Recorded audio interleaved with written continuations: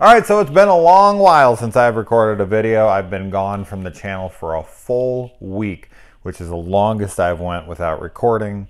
And since I have left, 2 people have joined my Patreon. We have one, which is the guy who requested this video. He joined at the gratuitous nudity level, which you can request a Monster Monday or a Slasher Sunday. And he decided to do an American, like, blind swordsman movie. So you pick whatever the hell you want. You want to fucking get me to watch whatever you want. You give me $10 a month. You give me $10 towards my Patreon.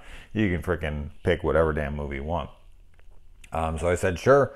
To Diogo, right? Isn't that how you say your name? I think I got that right. Rebecca told me once, and I think that's right. If not, oh well. I apologize. Not really. You know, I'm a dick. And I know that you're a dick, and together we make 2 dicks, which don't go together.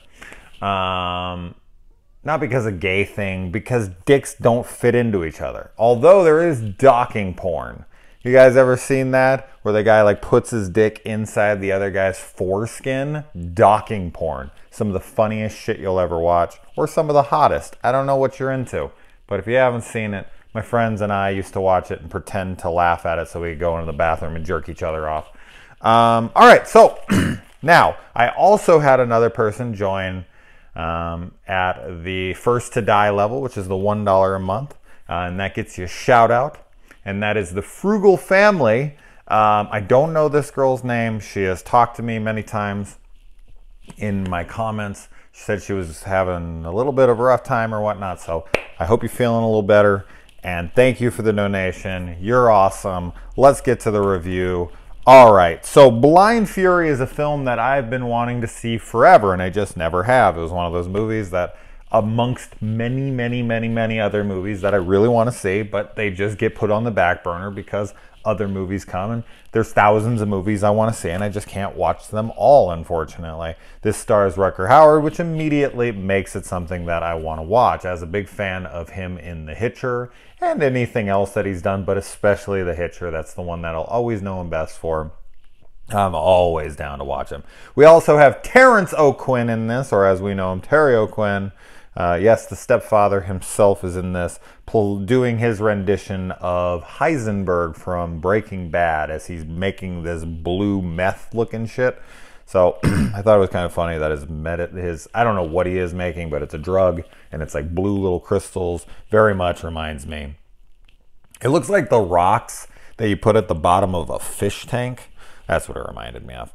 Also has the girl from Prince of Darkness, one of the main characters, one of the main female characters of Prince of Darkness, which, thinking about it, that could actually do as a double title for this movie, right? A blind guy, Prince of Darkness. There you go.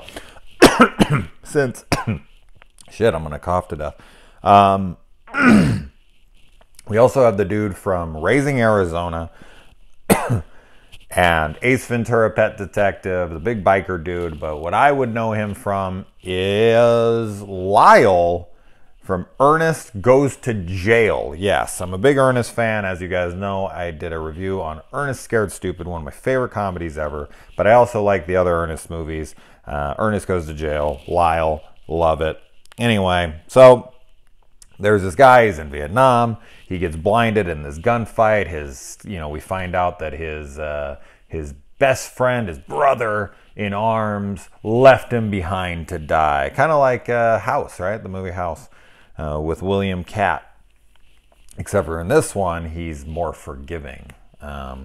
And so he loses his sight and he gets taken into this little village, and he's trained by a guy who is literally like a child-sized version.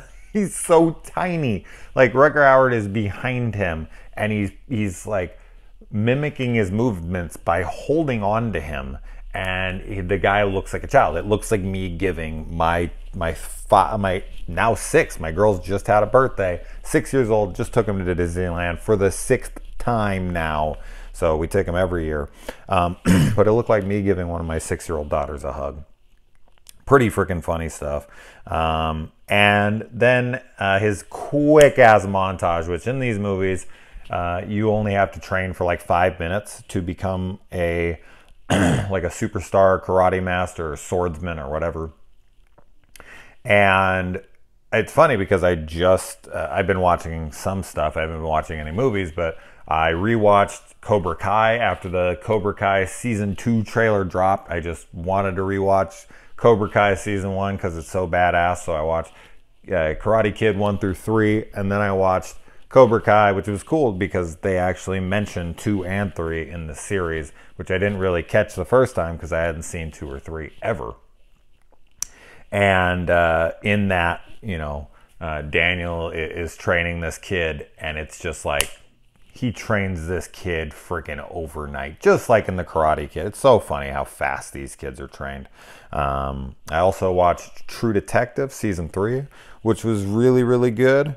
And I'm watching The Dragon Prince on Netflix, which is fucking fantastic. Reminds me of like a Lord of the Rings, Game of Thrones kind of thing, but for kids, but it could be like for the whole family. Highly recommend it. I heard it was from the creators or the people who did Avatar, The Last Airbender, which I've never seen, but I'm definitely down to give it a try because this damn show's freaking, I love it. I love it. It's a Netflix original animated adventure fantasy thing with dragons and whatnot. It's funny. It's cool. My kids love it. I love it. Awesome. Anyway, moving on. All right. And I've watched other, but we'll stick to the review here.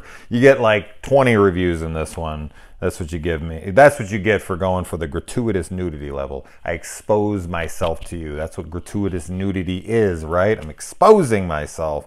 All right, so he comes back 20 years later, and 20 years later, he looks much younger than he does at the end of his training when he's got the long hair and the grizzly beard and everything. He comes back and it's 20 years later and he looks considerably younger.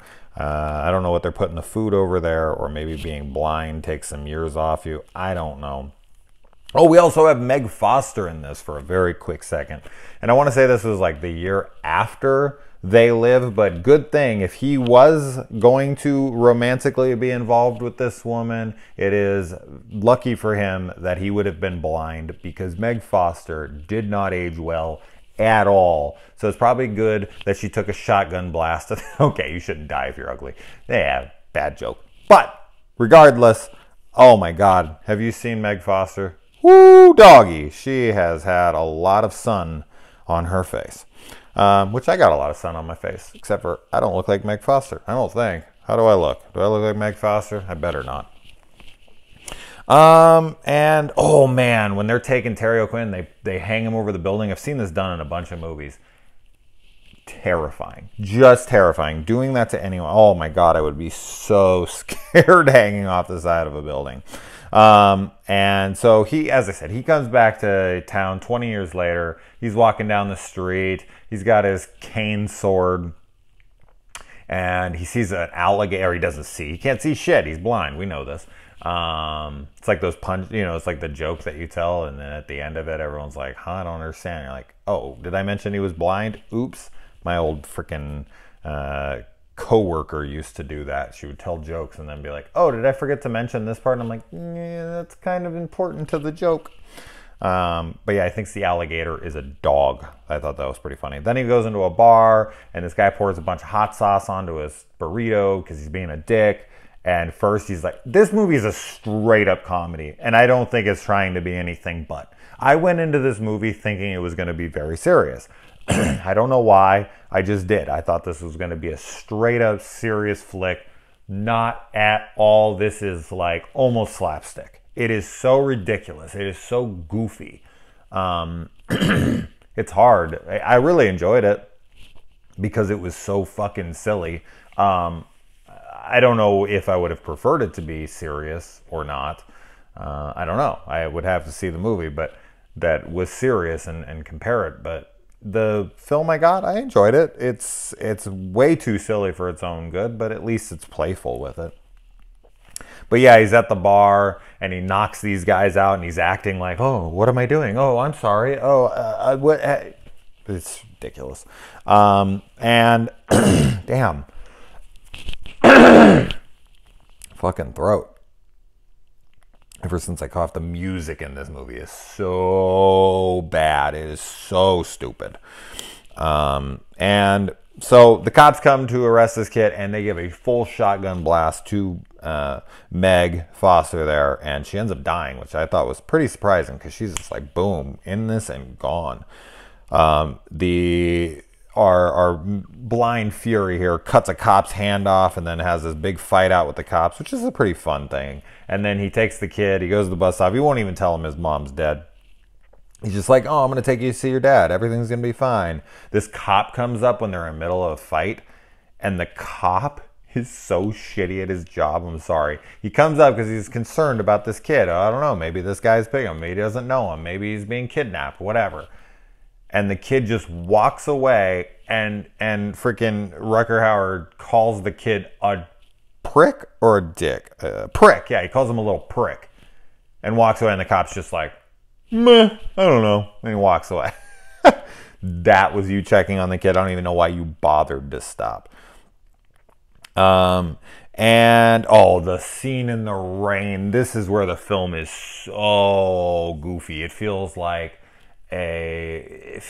over the top with Sylvester Stallone or something. It's like this family freaking adventure movie, something. It is so fucking silly. I felt like I could have watched this with my children. Outside of a couple curse words and like that arm getting, or the hand getting cut off, stuff like that. That stuff is the only thing that's in here that deserves an R rating. Everything else could straight up be PG.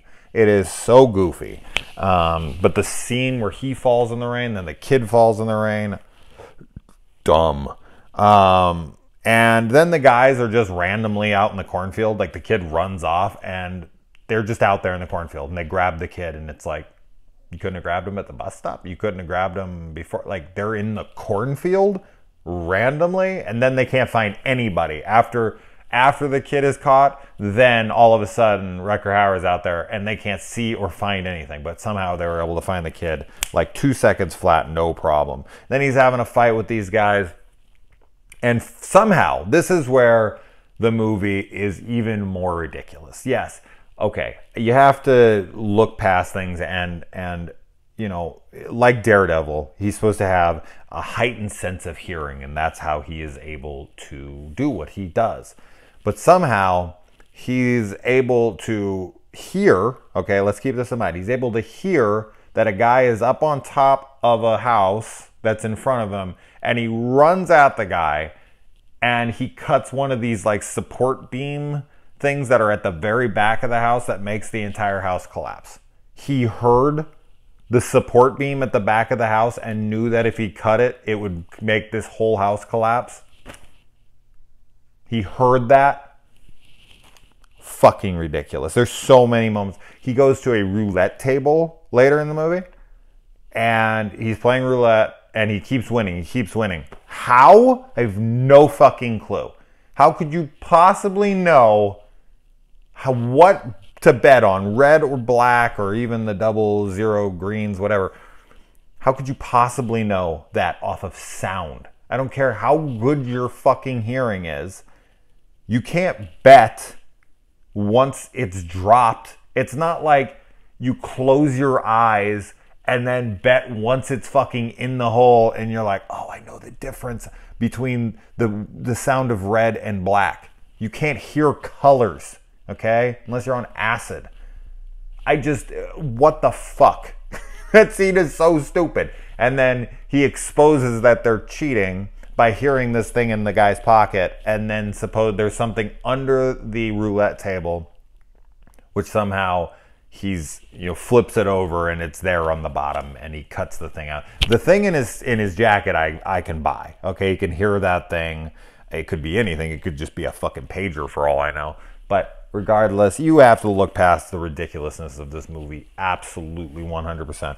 But because we're having a fun review, I have to bring this kind of stuff up. It is just beyond dumb. Oh man, this main villain guy here. Get me Bruce Lee! Sorry, sir. Bruce Lee's dead. All right, well then get me his brother. Fucking A, I love it. The old people, do you see that? We should get one of those. Another great line. And so we have a girl here, the girl from Prince of Darkness. And her glasses break, right? So she can barely see, right? So she's nearsighted, farsighted, something. She has wonky vision, right? But she has vision.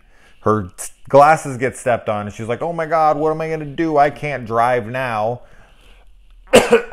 Well, Rutger Hauer, the blind guy, decides to drive. I would rather the fucking kid drives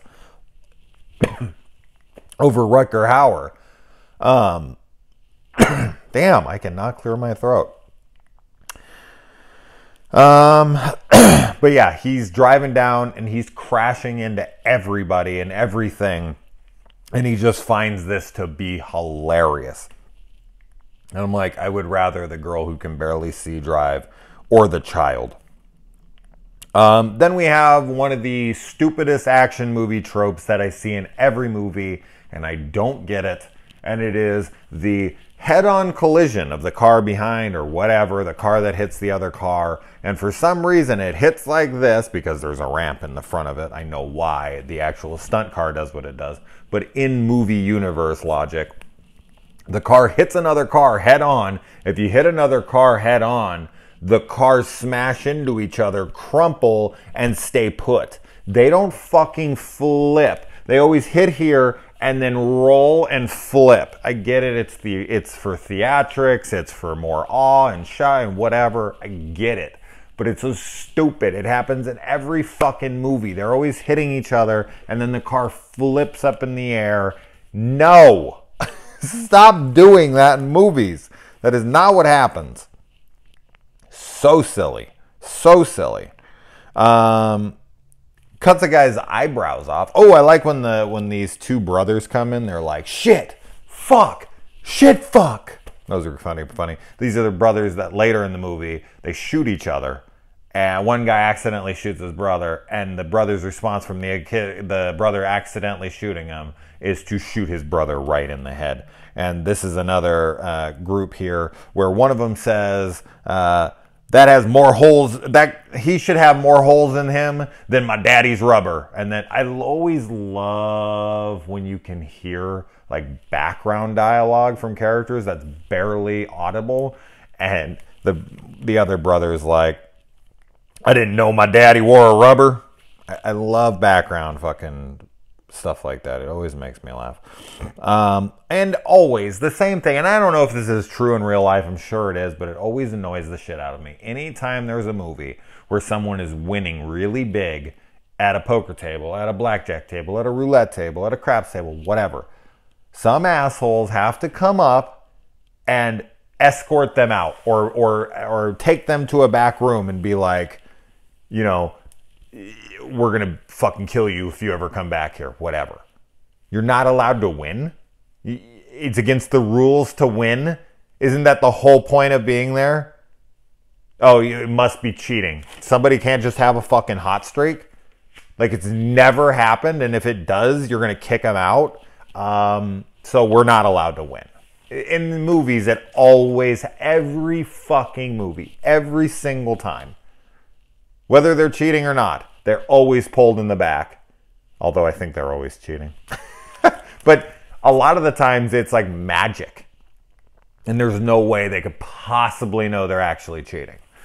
And they're always like, no, you got to leave. I guess if you win that many times in a row. But the house can win that many times in a row. And no one calls cheating. Although in this, they actually are cheating. And roulette cheating always reminds me of Blackbeard's Ghost. Anybody a fan of that Disney kids movie? My dad showed it to me to try to break me. He was very concerned that I was so into horror movies as a kid, so he would rent me like stuff like Mary Poppins, and Blackbeard's Ghost was one of the ones that he was trying to like even out all the horror that I was watching at my mom's house. Every blind fighter movie, every single one I've ever seen, Daredevil, what have you, doesn't matter. There's always the evening of the odds. Always the evening of the odds scene where the room goes black and the character has to be like, now you get to be on my side of things, or whatever. It always happens, 100% of the time. And he's also very telling with his weakness here. His buddy, Terry O'Quinn's character, he tries to say something to him, and he's like, shh, Jake, shut up. Like, you can't say anything because I'm using my hearing.